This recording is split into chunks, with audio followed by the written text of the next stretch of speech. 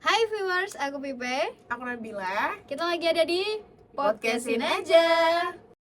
Tiba-tiba cinta datang kepadaku. And viewers, hari ini aku udah barengan sama Pipe. Kita pengen banget ngobrol soal soul over signal. Ini sebenarnya mencakup apa sih? Di era teknologi kayak gini, kita tuh sering banget pakai AI, terus juga hal-hal yang sebenarnya membantu kita, efisiensi waktu, biaya, dan lain sebagainya. Tapi manusia tuh kan selalu nggak puas ya. Sekali tahu itu bermanfaat, manfaatnya besar, dia akan terus pakai. Dan akhirnya kemampuan dari dirinya sendiri itu tidak akan berkembang karena dia tidak memanfaatkan hal itu. Dan hari ini aku mau ngobrolin itu sama Pipeh. Sebagai mahasiswa, first of all, kamu pernah nggak pakai AI?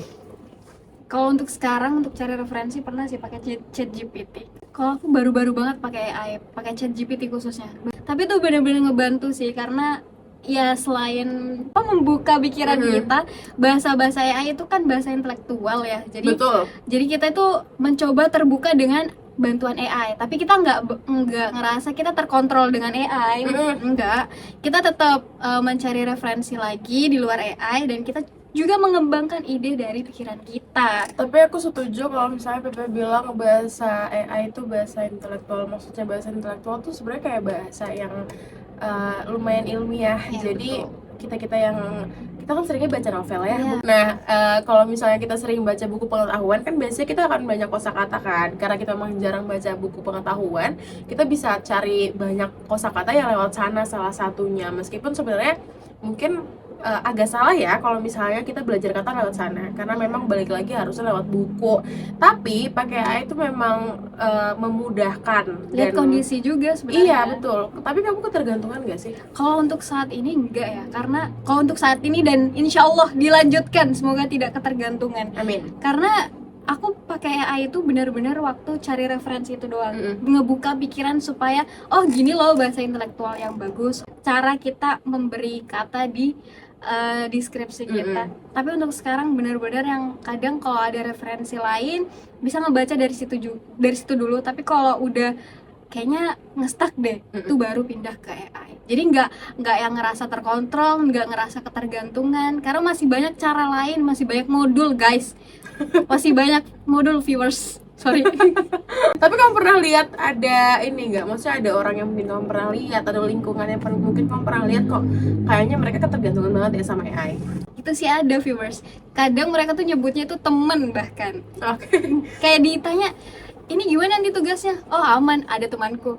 Kalau kita ngomongin teman pasti kan bentuknya manusia ya. Betul. Ternyata temannya itu adalah ChatGPT guys. Ini tuh sebenarnya salah satu perubahan sosial yang ditimbulkan sama teknologi ini ya. Karena udah tahu manfaatnya baik, akhirnya keterusan dan ketergantungan. Ini juga nggak baik viewers, karena kalau kita terus-terusan kayak gini, kemampuan yang kita punya lama-lama kependem. Iya, betul. Karena kita nggak pernah ngasah nih. Misalnya kamu punya kemampuan untuk berpikir kritis, tapi karena kamu terlalu sering pakai AI, jadinya kamu udah nggak pernah berpikir kritis gimana caranya, problem solvingnya juga mungkin akan berkurang kan. Ada juga kan yang soal video itu. Iya, itu betul banget. Meskipun kita ngelihatnya tuh kayak ya ini tahu sih AI, tapi tuh real banget ya. Kayak real banget. Meskipun kalau AI kita bisa lihat itu video AI karena lambatnya dia ngomong, terus videonya yang kelihatan real banget, yang kayak Remini. Iya kan? Tapi kalau tanpa sadar kalau itu tershare ke orang tua atau bahkan orang yang memang nggak melek sama teknologi, itu bisa dibilang hoax juga. By the way, aku punya cerita. Jadi mamaku dulu itu sempat nelpon aku panik gitu loh. Panik itu panik senang. Telepon Mbak Imong tadi di video call. Terus dia ngasih uang berapa ya? Kalau nggak salah 40 jutaan lah. Wow. Nah, mamaku tuh percaya. Terus aku bilang, jangan mudah percaya dulu lah, takutnya Scam. iya. Scam. Apalagi nih Penipuan. posisinya video call kan. Jadi tuh kayak muka mamaku tuh udah pasti terlihat di Iya, sana itu betul kan. banget, Itu guys. bahaya banget. Dan ternyata setelah ditelusuri, mereka bilang kalau misalnya mereka mau kasih 40 juta. Ternyata setelah itu mereka kasih himbauan kayak kalau misalnya mau 40 jutanya harus kirim dulu 500.000 sekian lah ibaratnya. Kasih dulu 500.000, nanti aku kirim 40 jutamu. Aku tuh bilang kayak itu mirip banget sama Baim Wong. Iya memang, karena AI Karena itu AI, tadi. guys. Nah, Viewers. bahaya banget ya. bahkan voice itu bisa sesama itu loh. Oh iya betul, betul. Voice suara ya, nggak tahu ya, kalau misalnya kita foto aja. Makanya sekarang media sosial itu sangat-sangat bahaya sebenarnya guys, karena kalau kita foto aja kayak gini nih, kalau kita diem ternyata suara kita bisa muncul lewat foto itu lewat AI. Makin kesini tuh perubahan perilaku yang terjadi tuh kayaknya makin buruk. Betul banget Ya kan? Itu ke orang-orang dewasa nih. Kalau misalnya ke anak-anak kecil, karena kita lagi balik ke hukum, kita belum punya regulasi yang mengatur batasan usia anak menggunakan media sosial atau Nah, handphone. itu dia, karena sekarang masih bisa dikelabui dan lain sebagainya kan. Akhirnya timbullah yang namanya perubahan perilaku itu tadi, mulai dari lihat dari handphone, dari aplikasi TikTok, YouTube, Instagram, bahkan banyak banget anak-anak tuh sekarang yang mohon maaf banget udah ada yang kenal sama pelecehan seksual dan lain sebagainya, menjadi korban ataupun perilaku itu kan salah satunya adalah karena Kontrol dari media sosial iya juga. itulah.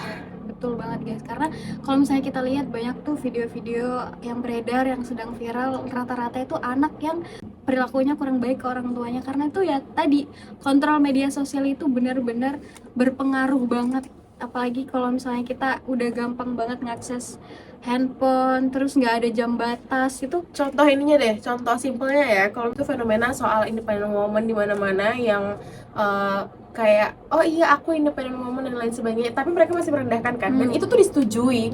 karena menganggap itu tuh hal yang biasa. Karena tadi karena udah banyak nih kita ngerasa kalau misalnya kita ada yang menompang kita lah istilahnya ya, ada orang yang kayak mendukung kita melakukan hal itu, makanya kita merasa kayak ya ini sebenarnya ini salah nih, tapi kita ngerasa kalau ada yang mendukung kita jadi ya udahlah kayak gitu. Padahal sebenarnya nggak apalagi kalau boleh. misalnya komennya banyak banget ya setuju say it louder.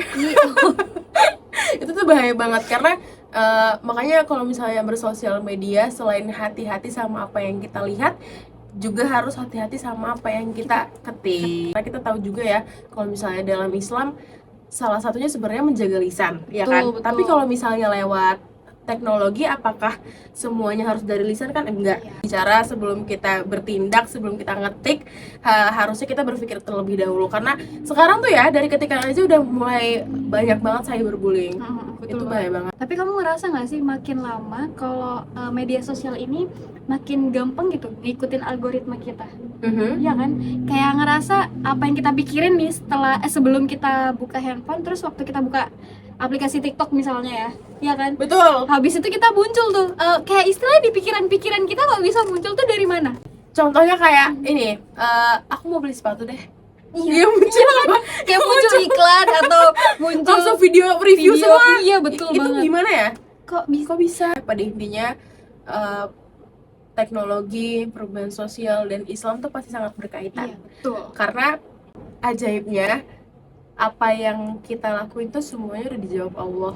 Kayak tadi ketika di sosial media harus berbuat baik tuh kan kayak memang prinsip Islam kan sebenarnya kayak gitu, jujur, terus juga Berbuat baik. betul, melontarkan hal-hal yang baik dan berkata baik atau diam. Itu kan sebenarnya hal-hal yang sebenarnya memang harusnya kita punya itu sebagai seorang muslim. Dan aku sih berharap semoga aku, kamu, dan kita semua bisa viewers, bersosial media lebih baik lagi. karena kita nggak ada yang tahu guys siapa yang baca, siapa yang mendengar mungkin ya dari share video tersebut. Karena ya sekali lagi TikTok itu universal, Betul. kemana-mana. Dan juga jejak digital itu adalah salah satu jejak yang paling abadi. Betul bang. Semoga kita bisa ketemu lagi dengan pembahasan yang lebih Amin. menarik dan manfaat di lain waktu.